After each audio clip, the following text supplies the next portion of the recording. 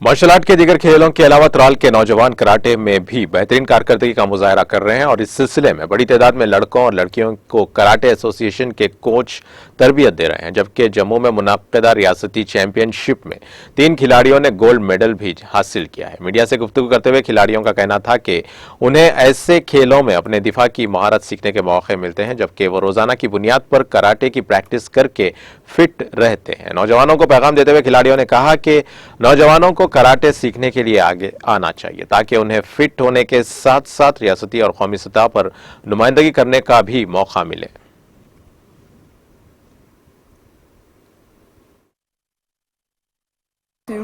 और मैं 11th class में पढ़ती हूँ। मुझे 1 साल हुआ कराटे ज्वाइन किए हुए।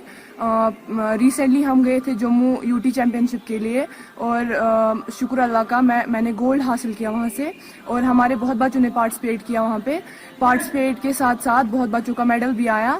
हमारे 3 गोल्ड, 6 सिल्वर और 5 ब्रोंज आए और जिनका गोल्ड आया उनकी नेशनल सिलेक्शन होगी। जो हमारी गेम है कराटे, इसके बहुत सारे फ़ायदे हैं। इसमें एक तो इसमें सेल्फ डिफेंस का भी आता है जो लड़कियों के लिए बहुत ज़रूरी है, लड़कियों के लिए भी और लड़कों के लिए भी बहुत ज़रूरी है। और ये गेम जो है ये ओलंपिक लेवल तक है और इसमें हमारे बहुत ज़्यादा फ़ायदे हैं।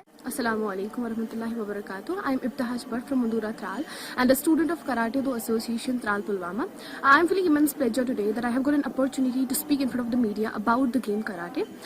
First of all, before some days we have got the opportunity to play with certain districts of Jammu and Kashmir, which was held in Jammu Bhagwati Nagar Stadium.